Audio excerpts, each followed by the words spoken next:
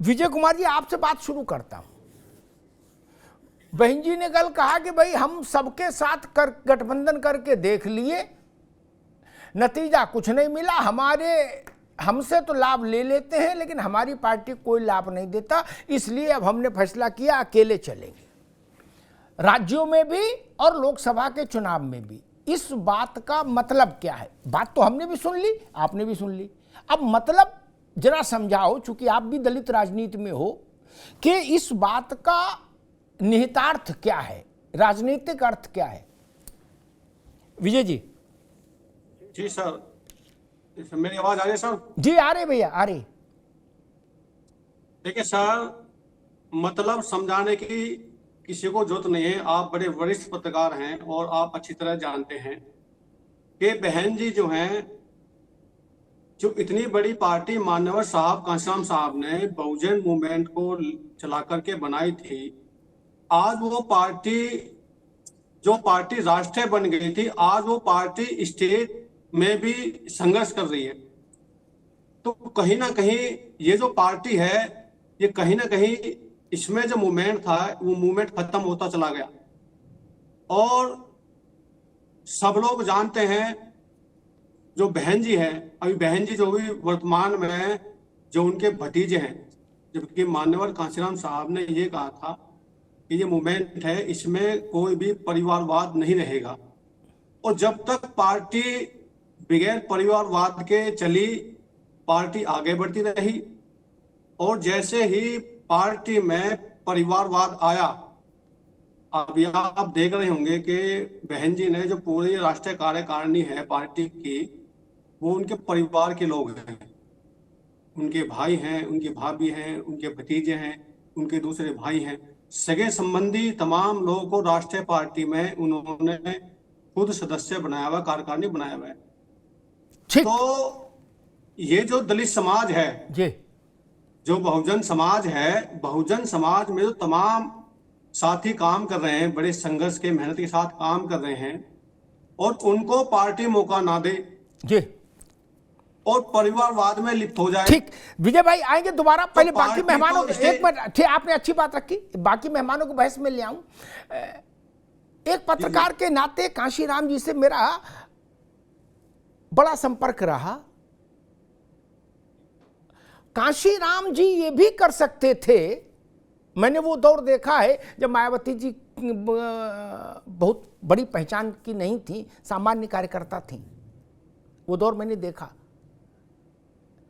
वो चाहते तो अपने एक परिवार की किसी बहू बेटी को भी मायावती की जगह आगे बढ़ा सकते थे कांशीराम, क्योंकि सारा कुछ उनका रचा हुआ था, उधार का नहीं था, उनके खुद के पुरुषार्थ से खड़ा किया हुआ संगठन था।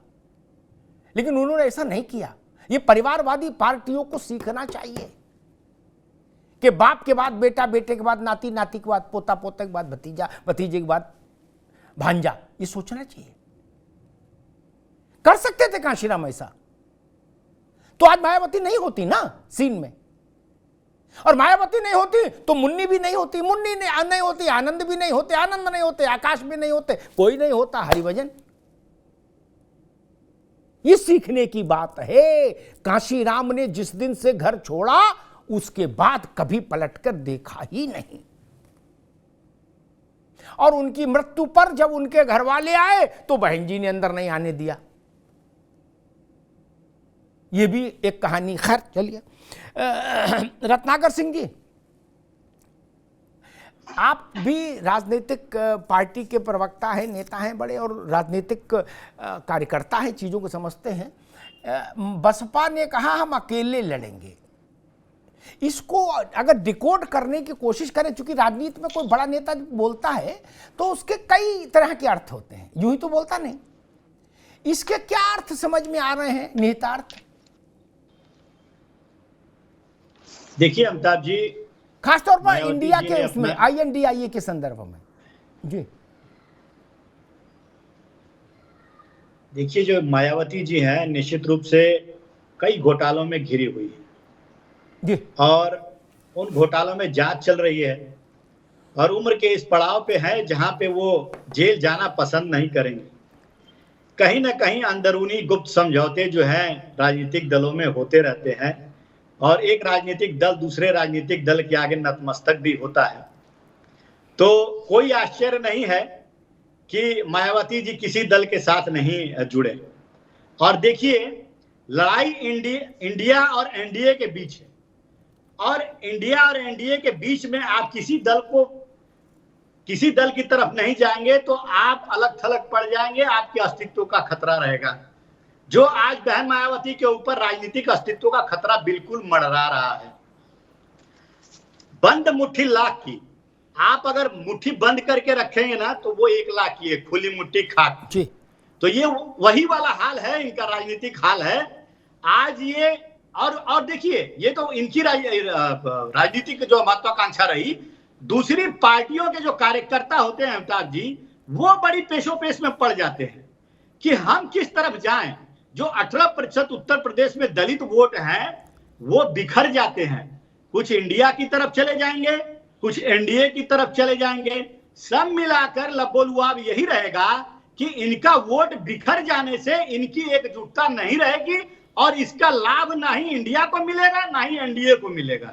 ठीक, कहने का मतलब यही है। ठीक है, ठीक। जब एनडीए को भी नहीं मिलेगा तो आप भी लड्डू खा सकते हैं, कोई दिक्कत नहीं, आराम से रहिए, फिर क्या समस्या है। आप भी लड्डू बांटिए, नहीं तो खुद तो कम से मंगा खाइए। तारिक खान, समाजवादी पार्टी इसको डिकोड कैसे करती, क्योंकि बाकी उत्तर प्रदेश में सब कहानी है। मूल बात यह है, सपा, भाजपा, कांग्रेस और बसपा, ठीक, जिनकी अंटी में कुछ है लड़ाई में, ठीक।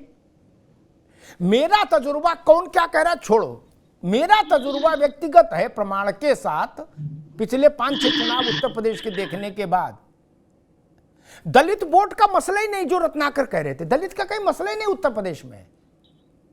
10% मिले बहन जी को, चाहे 15% मिले, उससे कोई फर्क नहीं पड़ रहा परिणाम में ना। ये बड़ी अद्भुत बात कह रहा हूं रत्नाकर जी। क्या बसपा का कौतुक है, रहस्य है मुस्लिम। अब ये भी उलटवासी है, उल्टेबाज बरेली को, दलितों की पार्टी और मुस्लिमों का खेल। 17 में 100 सीटों पर अखिलेश यादव ने मुसलमान उतारे, 100 पे बहन जी ने उतारे, भगवान का नाम लेकर उन 100 सीट पे भाजपा जीत गई। खेल इतना साफ है,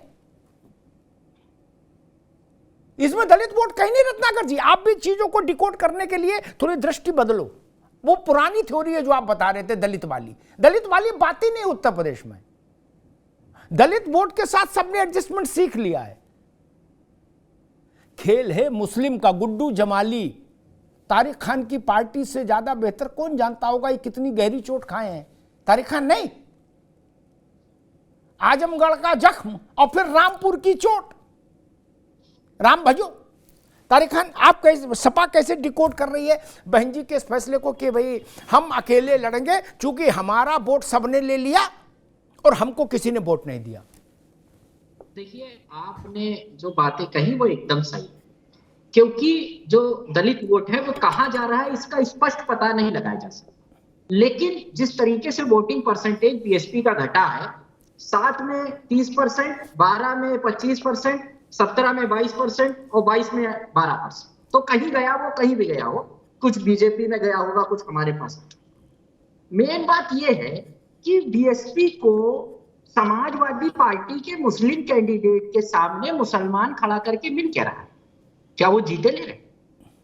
क्या वो जिताने के लिए खड़ा कर रहे? और कौन सी ऐसी दुनिया में राजनीतिक पार्टी होगी, मुझे नहीं समझ में आता, जिसका लक्ष्य जीतना ना हो। तो क्या बहन जी का लक्ष्य जीतना नहीं है? ये बात जो आप कह रहे हैं कि बीजेपी खुशी मना रही है, ये बात पुरानी हो। अब बीजेपी छोटे छोटे इवेंटों को बड़ा बनाना चाहती, जैसे सुभाषपा आ गई तो बड़ा इवेंट हो गया। मायावती जी का वोट परसेंटेज जिस तरीके से घटा है, शायद ही जिस तरीके से वामसेव और DS4 को काशीराम साहब ने खड़ा किया था, इस तरीके से पूरे हिंदुस्तान में कोई पार्टी का पतन हुआ हो, उसकी वजह कुछ भी रही हो, हमें उससे लेना देना नहीं। लेकिन मैं ये कह रहा हूं कि इस तरीके की जो घटनाक्रम है उसको जनता कायदे से समझ चुकी है, क्योंकि ये हो रहा है बहुत पहले से, आज से नहीं हो रहा है। क्योंकि बीएसपी का वोट शेयर जैसे ही 7 में जीते थे गिरना शुरू हो गया था। और अगर बात हो रही है मुस्लिम वोटरों की, तो वो इस बात को समझ चुकी है जो आपने अभी बात कही कि 100 के सामने 100 क्यों लाई जाती है, तो कोई ना कोई मकसद होगा। और अगर हम किसी भी ABC किसी पार्टी को वोट दे रहे हैं तो हम चाहते हैं वो जीते, बात समझिए। तो मुस्लिम समाज अगर समाजवादी को वोट देगा तो वो चाहेगा वो जीते, या BSP को देगा तो वो चाहेगा जीते। हराने के लिए कोई किसी को वोट नहीं देने जा रहा है। इस चीज को जनता भी समझेगी। तब सपा को भी, हम तो सब समझ गए, सपा समझ ले उसको चुनाव लड़ना है, हमें ज्यादा समझना जरूरी नहीं, सपा को समझना ज्यादा जरूरी है। तारिक खान ने जो बातें की उसमें 2 बातें जोड़ दूं ताकि सपा का थोड़ा रोशनदान ज्यादा खोले, है ना, समझ चीजें देख पाए, धुंध साफ करें अपने दिमाग की। 12% वोट हो चाहे 2% वोट हो, धर्मेंद्र यादव को सामान पैक करके वापस भेज दिया था हरा के, ठीक, ज्ञान अहमद 2 भाई, रामपुर में आजम खान को हरा के घर बैठाल दिया बसपा ने। आप बता रहे 12% वोट है कि 13% है? अरे हराने के लिए तो अभी 5 चुनाव तक ये वोट काफी है। आपको समझ है कि नहीं राजनीति की भाई? ये 12% वोट इतना बड़ा वोट होता है, 5 चुनाव में आपको हरा सकते हैं। रत्नाकर सिंह बैठे हुए हैं, मैं तो गवाह हूं प्रत्यक्ष, ये आप लोग तो दूर से देखते हो। कांग्रेस के बड़े आला कमान के 2 प्रतिनिधि मेरी उपस्थिति में काशीराम के पास आए थे कि मध्य प्रदेश में आप 50 कैंडिडेट लड़ा दो, भाजपा हार जाएगी। काशीराम तब फैसला करते थे। मैंने ये सवाल पूछा था जो आज तारिक कह रहे हैं कि हराने का भी खेल होता है, तो वो मुस्कुराए बोले हां हराने का भी खेल होता है। क्या? और फिर क्या मिल रहा था इसके वो हम नहीं बताएंगे, वो ठीक नहीं, विश्वासघात हो जाएगा। क्या डील हुई थी, मैं था वहां, हमको मालूम है जन्नत की हकीकत क्या है मित्र। कोई बात कहता तो यूं नहीं कहता। चुनाव के गणित को जो जानते हैं वो मेरी बात से सहमत हो। 12% छोड़िए, 1% वोट के स्विंग से,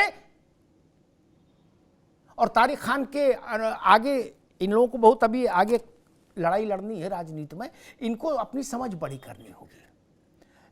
त्रिवेदी जा रहा हूं बस। 12% वोट, आज चुनाव हो, ये सुन लीजिए, तारिक खान नोट भी कहीं कर लीजिए, आज चुनाव हो, एनडीए और इंडिया में सिर्फ 5% वोट एनडीए से स्विंग कर जाए इंडिया में, क्या तो 19 और 20 की लड़ाई हो जाएगी। पता है आपको? 5%, 12 तो बहुत होता है ना। 5% स्विंग से स्थिति ये हो जाएगी 240 235 टाइप का, है ना। चुनाव इसको कहते हैं। खैर छोड़िए।